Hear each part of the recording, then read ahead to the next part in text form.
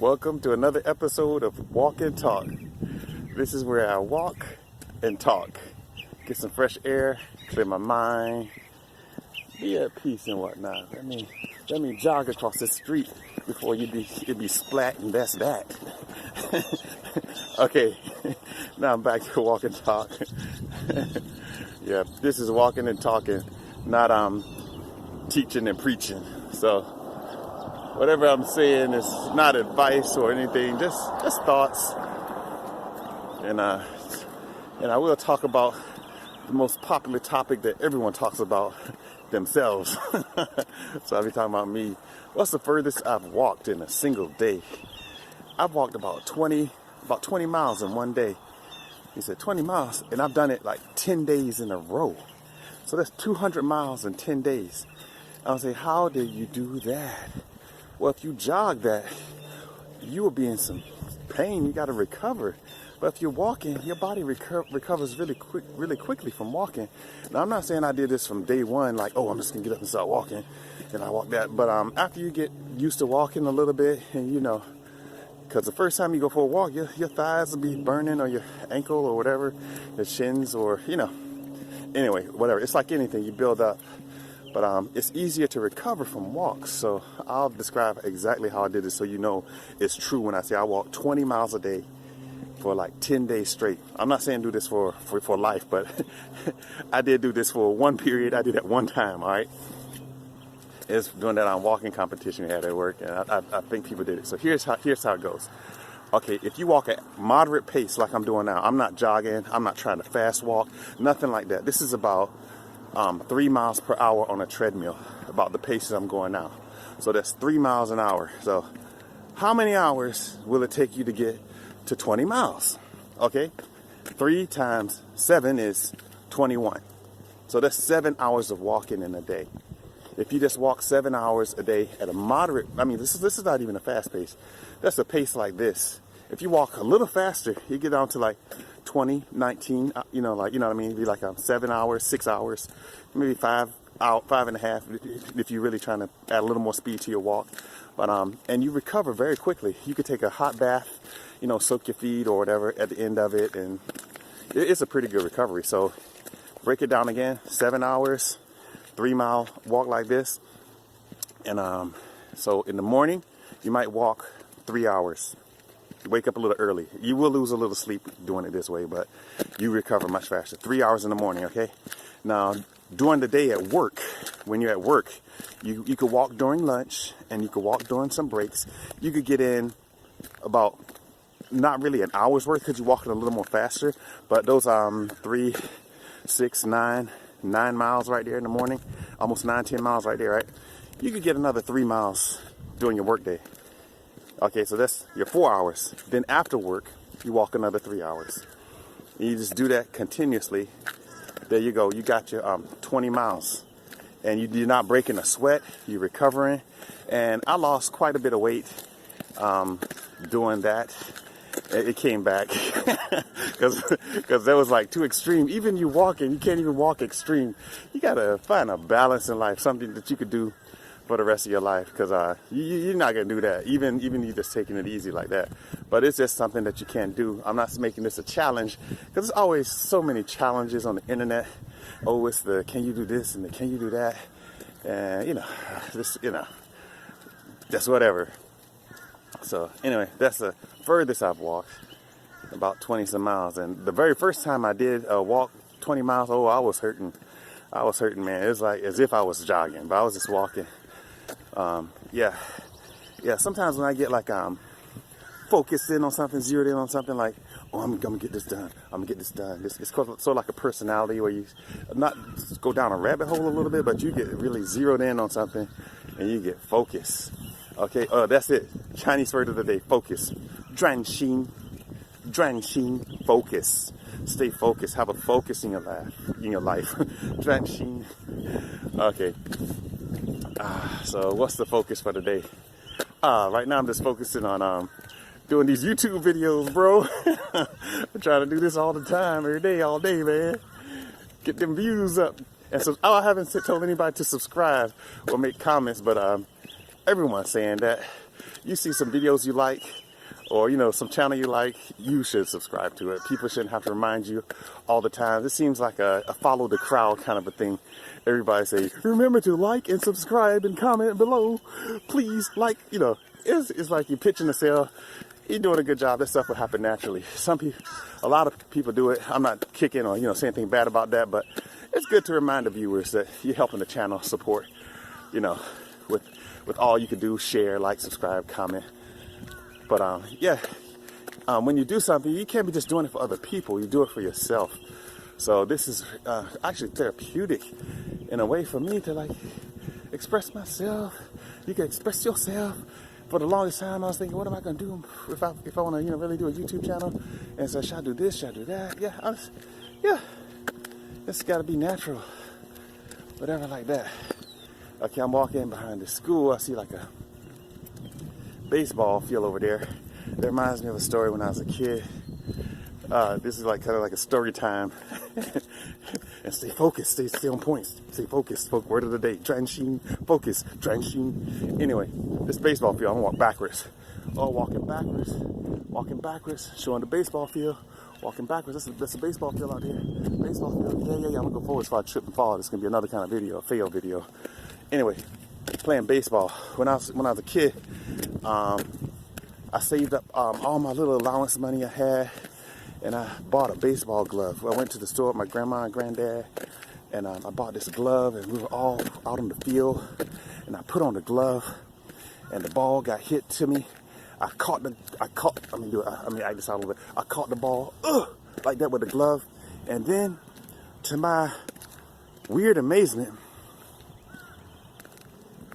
how did it go? No, the glove was a left-handed glove. I'm sorry, I didn't even have to switch.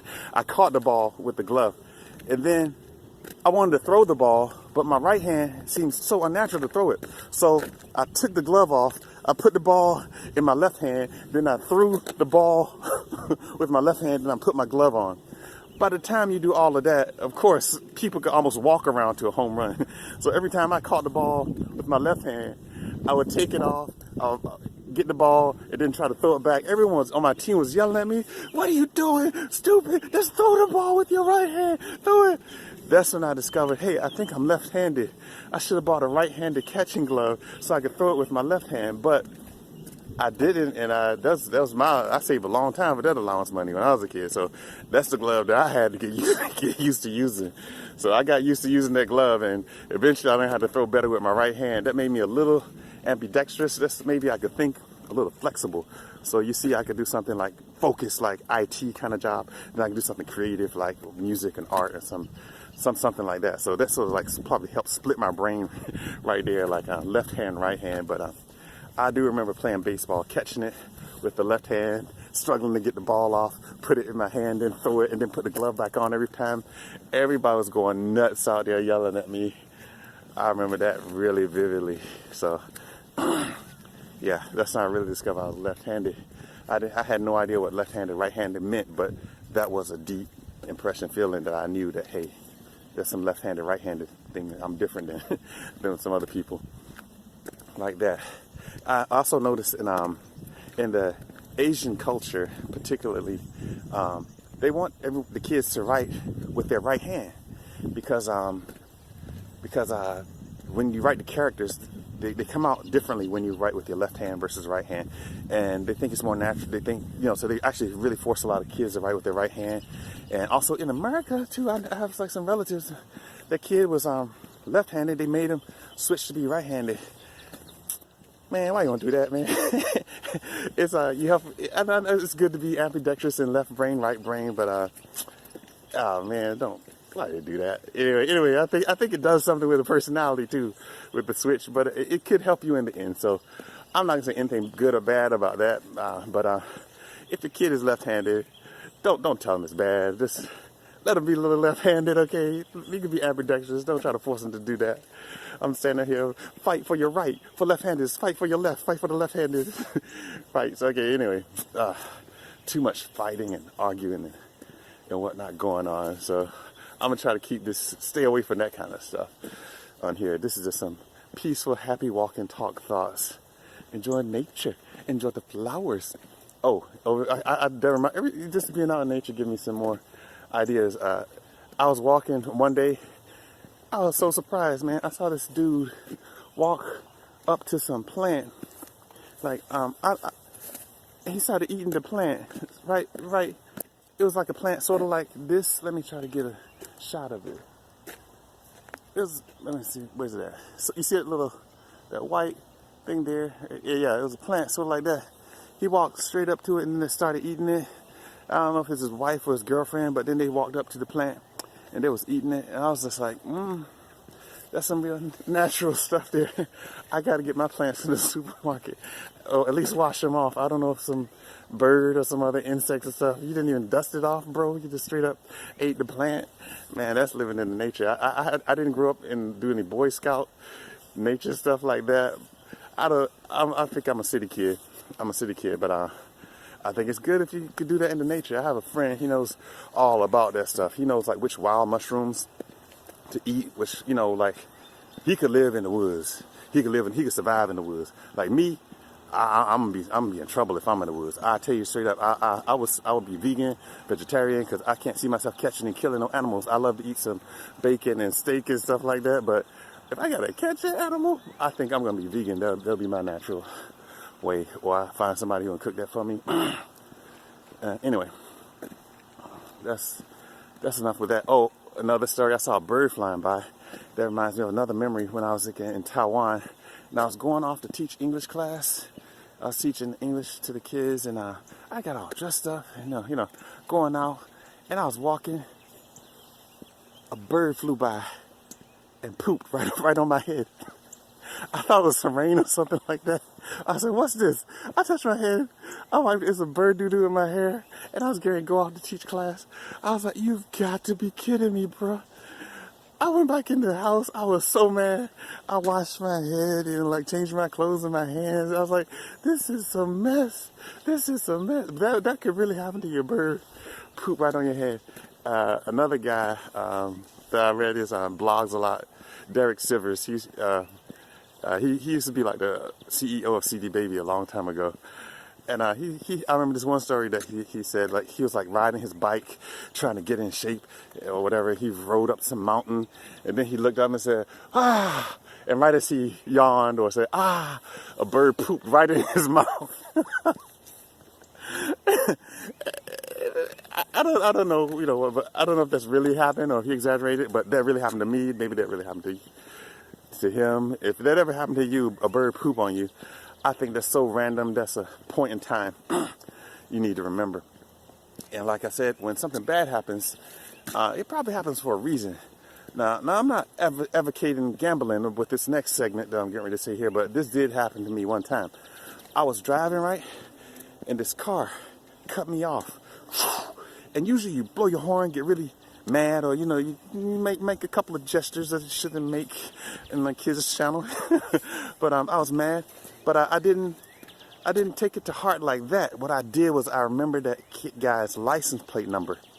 I said, "Oh, that guy cut me off. I remember the license plate number." And something said, "Hey, you should play that number." I played that number, and I won $150.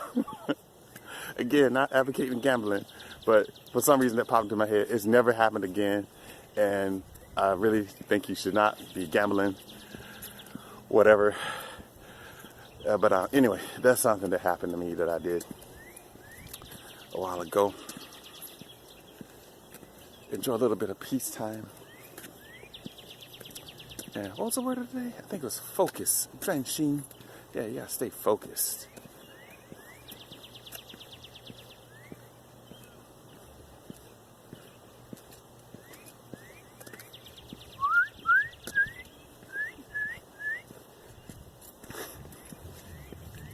All right, I think I'm out of talking, so no more walking and talking. That's it for today. And remember, stay focused. 专心. Peace. No 等一下. No wait a minute. Just peace. That's it. 专心 focus.